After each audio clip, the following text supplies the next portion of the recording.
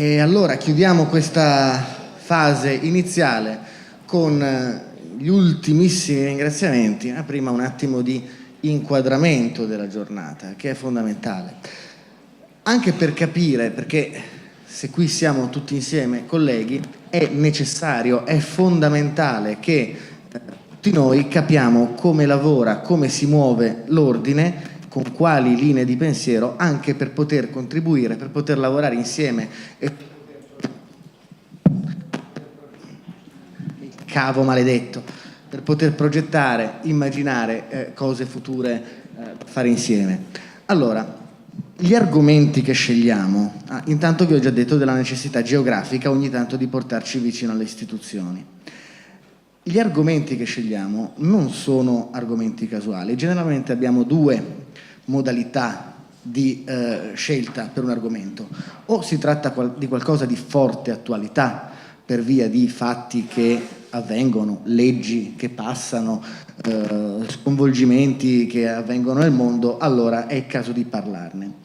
In alternativa vi sono argomenti su cui facciamo dei lavori molto lunghi con delle finalità specifiche. Ora, qui sulle addiction da una parte e sui disturbi alimentari dall'altra, il collegamento esiste poi perché vengono presi in considerazione spesso insieme in alcuni studi che portiamo avanti, sono un argomento fondamentale. Nella scelta degli argomenti noi teniamo sempre a mente anche l'applicabilità, perché voi sapete che questo ordine, l'Ordine del Veneto, ha assolutamente a cuore il cercare di supportare anche le possibilità professionali concrete dei colleghi. Noi cerchiamo di toccare argomenti, promuovere la professione sia al di fuori della categoria che dentro la categoria su degli argomenti che possano essere reali aree di professionalità, reali aree di lavoro, perché c'è bisogno di espandere la psicologia e la cultura della psicologia. Oggi quindi noi facciamo questo.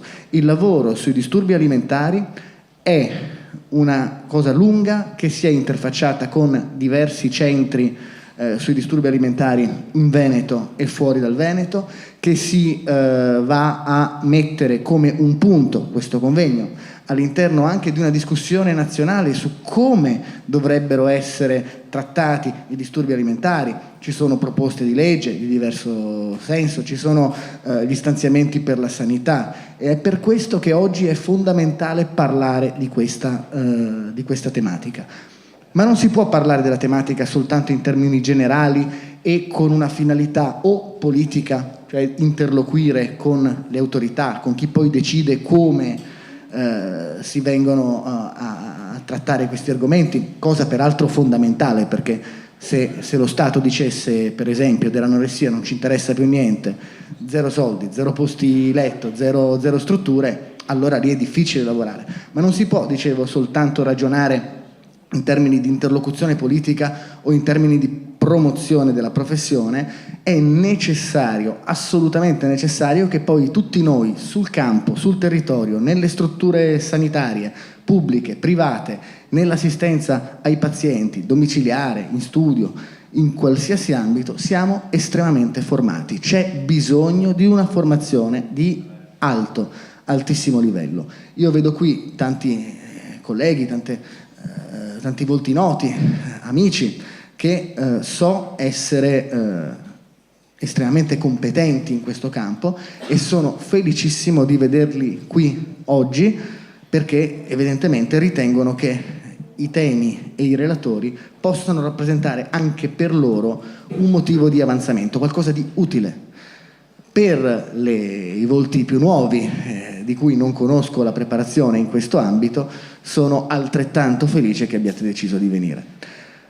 Io ringrazio le autorità, ringrazio tutti i relatori, ma in modo speciale, oltre ai relatori, anche l'organizzazione, Mauro Pertile, che è il nostro addetto stampa, che addirittura a pranzo ha fatto presente che l'ordine dei giornalisti avrebbe dovuto entrare nel tema, Nicolò Rocco, l'onnipresente Nicolò, Ma un ringraziamento particolare va a Laura Dal Corso e a Marisa Galbussera.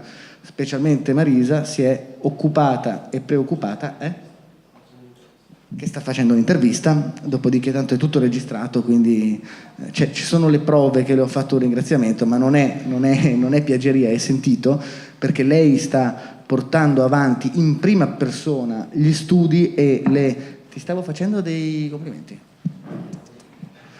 E sta portando avanti in prima persona, con l'aiuto anche del segretario, anche lei sempre un collante importantissimo per l'ordine, Laura Dal Corso. Ma dicevo, Marisa sta portando avanti gli studi sulle tematiche dei disturbi dell'apprendimento e anche le relazioni con le istituzioni, perché noi ci dobbiamo sempre muovere su questi due canali che fanno parte della realtà dell'ordine. Vedete, oggi la politica sembrava che volesse abolire i corpi intermedi, no?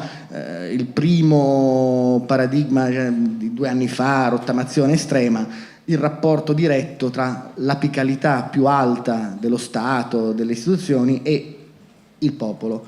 Ora, gli ordini sono obiettivamente dei corpi intermedi. È ovvio che se il corpo intermedio è inutile, effettivamente non ha senso che esista. Quindi la sfida per noi, quello su cui ragioniamo e quello per cui lavoriamo ogni giorno, è trasformare questo corpo intermedio in un valore aggiunto, in qualcosa che sia veramente utile, e questo lo facciamo appunto parlando ai colleghi, dando formazione e costruendo comunità, e dall'altra parte diventando un canalizzatore delle opinioni, delle istanze, delle necessità dei colleghi presso le istituzioni. Per questo, dopo aver ringraziato tutti quelli che potevo ringraziare, ringrazio voi e vi ricordo che la cosa fondamentale per noi è essere comunità, perché le idee, se non girano, non esistono. Questi sono momenti di networking importante, sono momenti in cui potete confrontarvi con tanti colleghi e noi abbiamo sempre le porte aperte, non soltanto ogni lunedì, ma in qualsiasi momento. Siamo sempre a vostra disposizione e faremo tutto il possibile per promuovere la nostra professionalità, la nostra professione e anche le nostre possibilità di lavorare e le nostre istanze scientifiche. Buona giornata, buon lavoro, grazie a tutti.